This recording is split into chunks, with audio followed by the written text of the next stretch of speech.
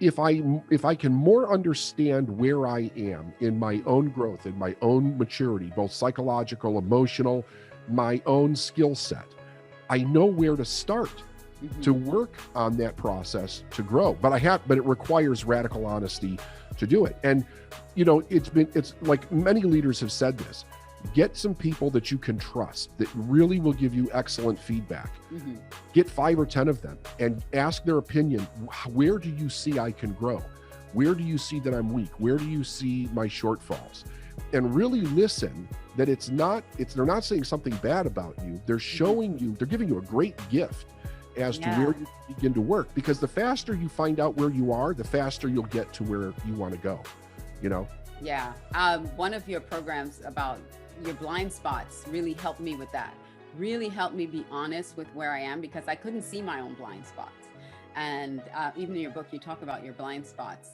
And it's really important to have that other opinion of someone you trust that can see those things. And not only the bad things. Sometimes we're always thinking, oh, they're going to criticize and see the bad things, but some of the good things about you that you don't even see in yourself. Those things are gold. That I've never heard anybody say that before. In 21 years I've been doing this for a career, I don't think I've ever had anybody say that, but it is 100% true.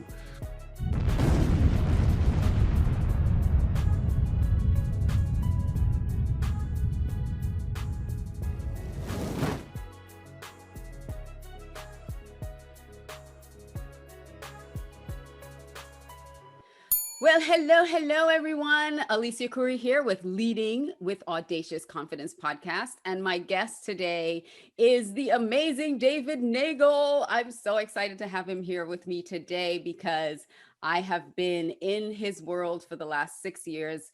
And he doesn't know this, but he's responsible for a lot of the changes I've made, a lot of the growth that I've made in my life. In fact, his book is right here on my shelf, and it's all dog-eared and written up. And I mean, I have notes everywhere in that book. I keep it right here so I can refer to it all the time when I need to. So let me tell you a little bit about David. David is the founder of the multi-million-dollar global coaching company, Life Is Now, Inc., helping thousands of entrepreneurs, experts, and self-employed professionals gain the confidence and find the right mindset to increase their revenue, turning their endeavors into 7- and 8-figure ventures. Being in the coaching and mentorship industry for more than 20 years, David has worked alongside the well-known mentors like Bob Proctor and Tony Robbins, and his clients include many well-known people, including New York Times #1 best-selling author Jane Sincero. Because of the results his clients have achieved, along with his dedication, David's coaching has expanded to more than 30 countries, and he has been featured on Forbes, CBS, NBC, Wall Street Journal, Inc., Entrepreneur, and Fox. He's also the best-selling author of The Millions Within, a book focusing on intention, focus, and awareness to build your dream business and life. So welcome to the show, David Neagle. Alicia, thank you for having me. It's an honor to be here. Yeah, and I'm just going to show the book because I want people to see it's right here. Millions. Nice. So one of the first questions I always ask everyone is, what is your leadership philosophy? So it's an interesting thing because it is, what is the philosophy? The philosophy is leading by example, first of all. But I believe that all of the decisions that I make have to be made for the team, for the company. So it's not about individual decisions as much as what is the best for the entire company, right? Right. And the idea is it's leading with honesty. It's radical honesty in a place where everybody can grow to be their best self. That's great. Yeah, I've heard some say, there needs to be this kind of transparency and radical sort of self-responsibility to be a leader. Like the buck stops with me, regardless of what happens or who did what. Oh yeah. Yeah, everything's my fault. Like I take responsibility for everything. If somebody makes a mistake, I think to myself, how did I not communicate this correctly? How did I not create the right context? Hold somebody accountable. It always comes back to me first, Yeah. so that I can continue to grow. And then I think that also inspires other people to have to they feel that they have a safe place to be their best. They're not afraid to make honest mistakes. Yeah, yeah. That's so true because when someone feels like, well, their job's on the line, I have to do this perfectly, they're not giving you their best because they're afraid to make a mistake. And Exactly. that does not translate into a good product or a good end product. Right. Um, I've heard you talk about building confidence and growing your confidence, and that's something that really impacted me because I came from very low confidence myself, and through listening to a lot of your work, I've been able to transform a lot of that and step out. How do you see a leader or someone who wants to become a really good leader? How can they build their confidence? Because each level requires a new level of confidence that you have to step into. Yeah, absolutely. It's and it's confidence is a very funny thing. If you look at a child, when a child is developing confidence, they're developing confidence by this desire to grow in some way, like if they're walking or talking or doing something at school or sports or whatever that they've never done before. Mhm. So through the repetition of doing those things and making corrections to get it right, they develop the confidence in being able to do it. People always say, how can I get the confidence first? I think my philosophy on this is that you have the faith first, the Mm, faith and the desire to do something. And then the confidence develops as the decision of how am I going to show up in whatever it is that I'm doing today? How do I want to show up in that? And continuing to grow, as you move forward, you have to be open to where you're weak and where you're not doing well, and then really think about how do I have to grow here? Who do I need to be? What does my attitude need to be toward this thing? Being open to feedback, being open to criticism, and the whole idea in a person's mind is that I'm not the result, right? The mm, result is the result, and I need to look at the result without taking the result personally. And I think if we right. detach from that and think to ourselves, what do I need to be, do, and have to continue to move forward, we will allow ourselves to get into that confident state. Yeah, I love that because let's go into that. I'm not the result because so many people beat themselves up if they don't win or if there's a failure or something else. They see it as their failure or they're a failure. So how do you detach yourself from the outcome? I think the first thing is to understand that that idea is a lie. Mm, When we're really little, like you think about this, when you were learning to walk, nobody ever said to you, listen, kid, forget it, you're forget never it. gonna you're You never know, gonna walk, you're taking too much time, this is taking too long, just resolve yourself to sitting in a chair for the rest of your life. I'm crawling around on Right. the floor. Yeah, but as we start to move into society, right, and the social structures, it becomes inconvenient if we make mistakes Hmm. because it holds people back. They have to pay more attention. So it we get shamed and guilted for making mistakes, and what that does is it automatically turns it inward. Like, this is who I am, because shame Hmm. says there's something wrong with me, and guilt says there's something wrong with what I'm doing. Yeah. So the idea is to first understand that it's a lie. Making mistakes is absolutely critical for growth. That's how we grow. We grow by doing something we don't know how to do. We make mistakes and we learn from the mistakes to be able to actually move forward. So if we look at it as part of the success process, it's not part of the failure process at Oh all. yeah. Failure is stopping, it's not doing anything, but it's actually essential to the success process. Wow, that is so amazing because a lot of people don't look at it that way. They don't look Right. at it as mistakes are necessary for growth. Like that's how you grow. And that's one of the things I learned from you. I'm not afraid to make mistakes. I'm not afraid to step out and do big things because it's never a failure to me. It's always, well, okay, I didn't do that. That didn't work out the way I wanted to, but let's take a crack at it this way. Yeah. Let's try it this way. And just keep learning as you grow because as you do, because that's how you grow. Um, and the idea of how am I showing up? how do I show up in this thing? That can shift you from who you think you are to how you need to be. Correct? Right. Absolutely. Yeah. But what you have to know first, though, and you have to be really honest about this, is where am I actually? Like, you have to Mm, know basically two things to succeed. Number one is where you're going. You have to have some idea of what the goal is. mhm. But then the hardest part is to be really honest about where you are in your growth.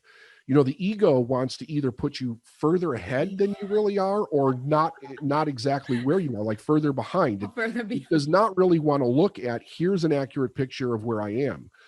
If I can more understand where I am in my Mhm, own growth, in my own maturity, both psychological, emotional, my own skill set, I know where to start to mhm. work on that process to grow. But it requires radical honesty to do it. And it's like many leaders have said this: get some people that you can trust that really will give you excellent feedback. Mhm. Get 5 or 10 of them and ask their opinion.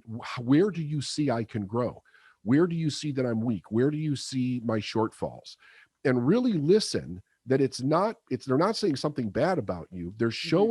They're giving you a great gift as to where Yeah. you can begin to work, because the faster you find out where you are, the faster you'll get to where you want to go, you know? Yeah. One of your programs about your blind spots really helped me with that. Really helped me be honest with where I am because I couldn't see my own blind spots. And even in your book, you talk about your blind spots. And it's really important to have that other opinion of someone you trust that can see those things, Yeah, and not only the bad things. Sometimes we're always thinking, oh, they're going to criticize and see the bad things, but some of the good things about you that true. you don't even see in yourself, those things are gold. That A hun Oh, I've never heard anybody say that before. In 21 years I've been doing this for a career, I don't think I've ever had anybody say that, but it is 100% true. When I started working with my mentor, Bob Proctor, back in the mid-90s, he asked me, he said, "David, what do you want?" I said, "I want to be a millionaire." And I wanted a lot of other things, but that's what I was focused on at the time. And he said, "I'm going to ask you to do a bunch of things, or whatever." He saw my face go like blank. yeah. And he said to me, "You don't think you can do it, do you? He said, "You don't believe you can do it, Hmm. do you?" And I thought for a minute and I said, "I think you're right. I don't think I believe I can do it." He said, "Well, you believe in my belief Hmm. that you can do it." So he did a transfer of belief with me, which was really amazing, because it caused me to stop and go, you know what? I I don't see this in me, but he does. Hmm. Right? Like, this man sees something in me that I don't see in myself. And he's trying to get me to believe in something that he sees that's there, but I just haven't recognized it yet. It was one of the greatest gifts that I've Yeah. ever been given in my life. Someone holding that space for you is so priceless, because it does, for me at least, it made me want to work towards their belief in me. And then Yes. I could pick up that belief in myself and then say, oh, I can do this. And so, yeah, it's truly valuable when you have people around you that can do that for you. And speaking of some of those, challenges that we can sometimes fall into, what have been some of the pitfalls that you've encountered in your own leadership journey? And you can talk about yourself, and then you can talk about things that you've seen happen over and over and over again with clients. But what were some of those pitfalls for you? The biggest one was really not educating myself fast enough around what it was to be a leader. So when I started my business, I jumped from an upper management position for a petroleum company right into doing seminars, public speaking, coaching, the whole thing. Mhm. And I was doing it all myself, right? I was making the Right. sales, I was doing the traveling, booking As everything. all solopreneurs do. Exactly, exactly. But what I didn't know was what I needed to be to build a team. So I made the mistake of just starting to build the team from where I was in my thinking, which was an error, because I started hiring people like me. I was Mhm. not hiring people from, their what they were really good at. I didn't even really understand that. And then when I would hire them, I didn't understand why they couldn't do the job that they were hired to do. Because they're So I just would like get you. frustrated with them. I didn't know how to manage them correctly. I didn't know how to lead them, in any direction. So it took a few years before I started to really realize I don't know what the hell I'm doing as far Mm, as being a leader, especially in this new endeavor that I've taken on. So I had to really start to learn what that was. And it was uncomfortable. It was really uncomfortable because it caused me to have to grow in an area that I really had not had to grow in before and look at things from a very different way. When I grew up, transparency was not a good thing. yeah. I had a mother that it was not good. Let me just put that out there, right? Right. So you covered everything up. You covered your tracks, right? So you Hmm. didn't get the craziness. And I had to learn to be transparent with the people that worked with me with what I was going through if I made a mistake. So it was a huge growth level to be able to do that. But once I did it, then the team started to come together, and today I have an amazing team. Yes, you do. Phenomenal team. And it's so important because you were a coach, you were a mindset coach, Yeah, and you had that blind spot. You didn't even see that. So it's so right. important for coaches to have coaches to keep coaching them, you know? Absolutely. Yeah, I did. I got a few coaches to help me understand what it was to be a leader. Plus, I started reading everything I could get my hands on. I started looking at other leaders in the world that inspired me and see if they had biographies or if there were videos on them. I mean, I did a deep dive, and I Mm. still do to this day. Like I constantly am studying leadership and what it takes to create an amazing team. That's great because there's so many times people have this misnomer that I'm supposed to know how to do this and I'm supposed to know, how to lead people and no, it's not. It's something you have to learn and grow into. You don't just get promoted to a leader and all of a sudden you know what to do. Exactly. So I appreciate that very much. I wanted to ask how were some of the clients that you have coached through this process as well? What is like a common thing? Is what you went through like a common thing you see, or do you see something else that in leadership? Yeah, well, you just said it. Number one, they don't know what they don't know. Hmm. Almost everybody that I work with that's a young entrepreneur suffers from they have to do everything themselves, Hmm. and they have this. The probably the biggest problem is letting go of control because they're somewhat successful based on their own efforts and their own knowledge and skill set, but they're scared to death to turn any of that responsibility over to other people and help lead them into success for the entire organization. So they get stuck there, and I've seen people stuck there for years and years and years because they just are scared to death to let go of control. Hmm. They don't know how to hire. It's lack of skill set. It really is lack of skill set and understanding what that process is. I think especially if you grow up middle class or working class, it's a tremendous value to be like, I can do it all myself. Hmm. That Yeah. value mindset is really put out there. And an entrepreneur has to have a completely different mindset. They have to have other people that are great to be able to do those things and then empower them to be able to do it. So that's where I see the biggest challenge for most entrepreneurs. Like Henry Ford. He's like, So, surround yourself with people that are smarter than you, that can right, do the job better than you, and you right, just kind of exactly. coordinate the team. Yeah, and that's how you grow. That's really how you grow because you can be that visionary and that one and stick to your real superpower. Like, what is your gift to this world, and you can stick with that and not have to deal with all the other stuff that you're trying to do. Yes. Um, how how is because you're this multi-million dollar global company now, that's not where it started, of course, but what does a day in the life of David Nagel look like? Well, I still do a lot of coaching, and see, because I'm the product. in our company for the most part. So that's both a blessing and a curse, right?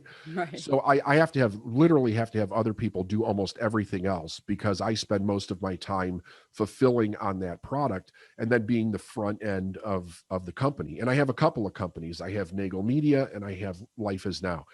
And you have the Successful Mind podcast, which I love. Yes, the Successful Mind podcast.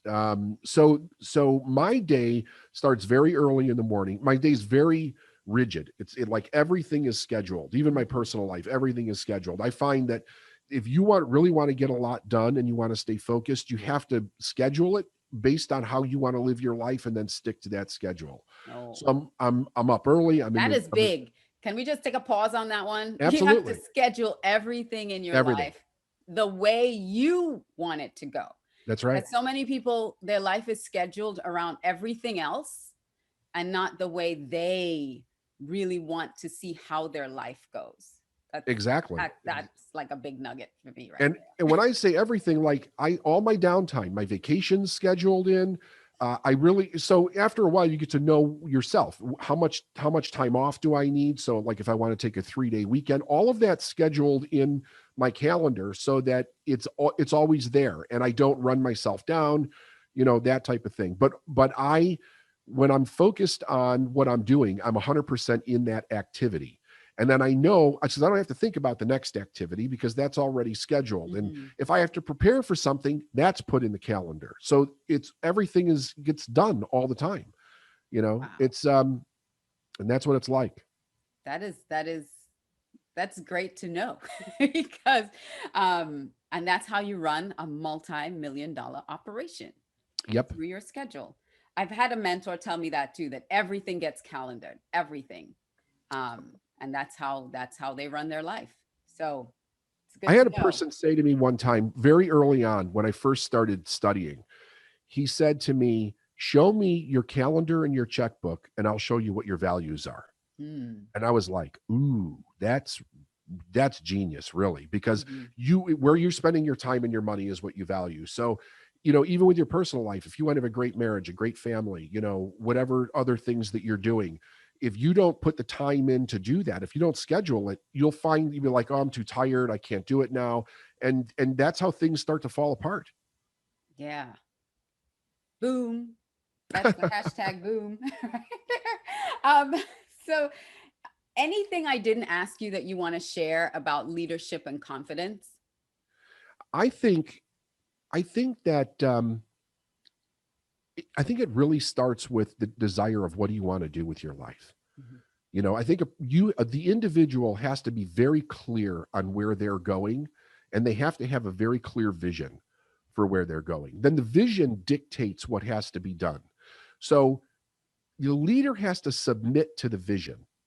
We have to be obedient to the vision, right? If that's how we're creating our life, we're saying, I have a purpose, I have a vision for my life, my business, my family, whatever. You have to create that vision and be specific as you can about it. And then you have to submit to it. So it's like, you don't get a choice anymore once you step into this, right? It's like, if the vision says, this is what you have to do, this is what you have to be, that's what you have to submit to. Mm-hmm. So it is really being obedient, I believe, to the spiritual side of us and letting that guide us through our life into the success that we want and the value that we provide. What are some of your favorite books, and what are you reading right now? Because readers are leaders. Leaders are leaders. So No Rules Rules, the biography of Reed Hastings from Netflix. I just finished that book. And it's like some of my favorite books. I could go on forever, but I will tell you this. I started off with, I actually have them on my desk, three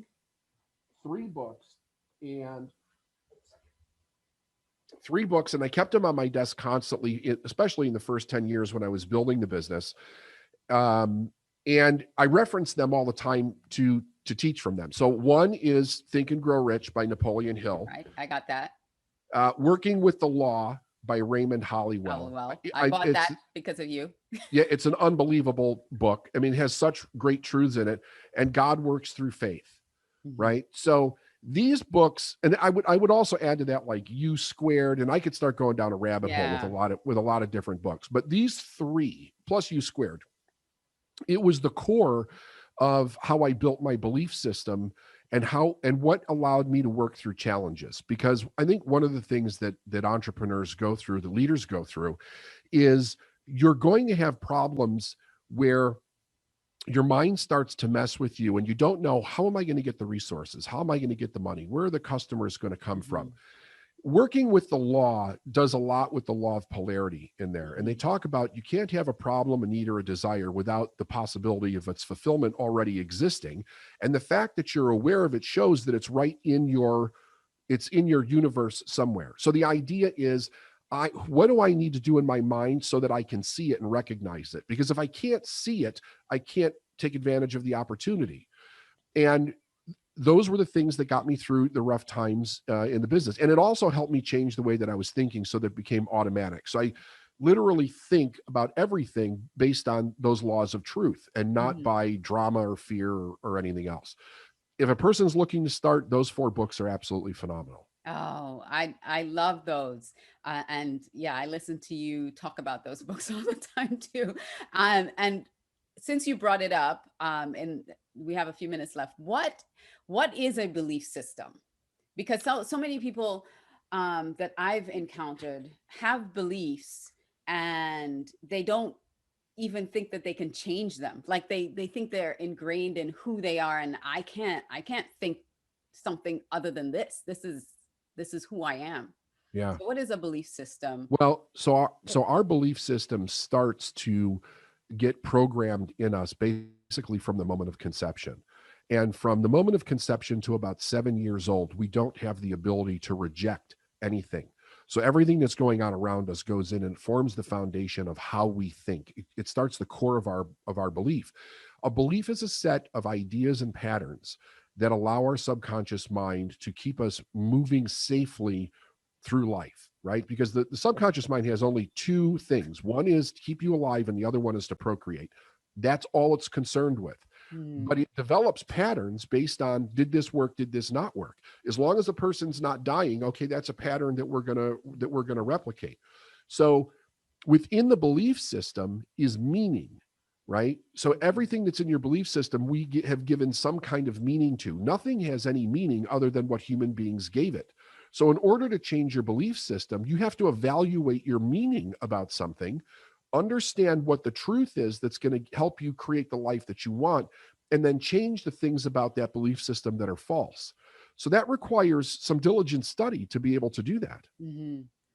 Wow. And that's where I had to go. I had to go back to the age of 4 to unpack and unravel some of the things that I believed about myself that I realized are not true, but I had held them so deeply as a belief that I couldn't change them until I became aware of them. And Right. that's when I went back to, because I said I had low confidence and all of that. But as a child, I was an amazing, um, bold, audacious little girl. And then I had to trace back, when did I lose that? And what happened to me in that process that I became someone that just wanted to hide from the whole Yep. world. Yep. So yeah. Here's So another thing that's important about this. Until you're ready to accept responsibility for everything in your life, you won't change your belief system. mhm, Because if you think that things are happening to you and you're a victim, and I'm not saying that in a degrading way, because mhm, it is so prevalent in our world today, this whole idea that people are victims. mhm. The That power it's is being out. done to me. Everything's That's being right. done Yeah, to me. yeah. So whenever we become victimized, the other thing or person has the power. Mhm. And we can't change if they have the power. So the only way to change is for us to take our power back and be like, I accept responsibility for my experience in whatever this is. Now, what's causing me to have this experience? What's causing me to have this repetition of this problem in my life? Then we can go in and really do the hard work of actually confronting that stuff and changing it. Yeah. Well, I could talk to you all day long, but I know you have a tight schedule. So I'm going right into the recording studio when we're right done. into the recording studio. So I so appreciate your time, David. I appreciate you coming on to this Leading with Audacious Confidence podcast. And I will link everything that David Neagle does is has how you can get in touch with him, how you can coach with him in the show notes so that you can and please listen to his podcast, Successful Mind. That's one great place to start, and get the book, The Millions Within. You need to Awesome. read this book. Thank you. Thank you, Alicia. It's a You're pleasure. very welcome. You're very welcome. So as we close, I just want to remind you, leaders out there, to be bold, be brave, step into your own audacious confidence to lead. And we'll see you next time. Bye, everyone. Audacious confidence is the unshakable belief in yourself that's so brave and so bold that you step into what's possible for yourself, despite your feelings, fears, or failures. I encourage you to follow, subscribe, like, and share this out with your friends. To learn more about our guests, check out some additional episodes. Go to aliciacoury.com/leading with audacious confidence. Until next time, this is Alicia Coury saying, live your life bold, brave, and step out with audacious confidence. Till next time.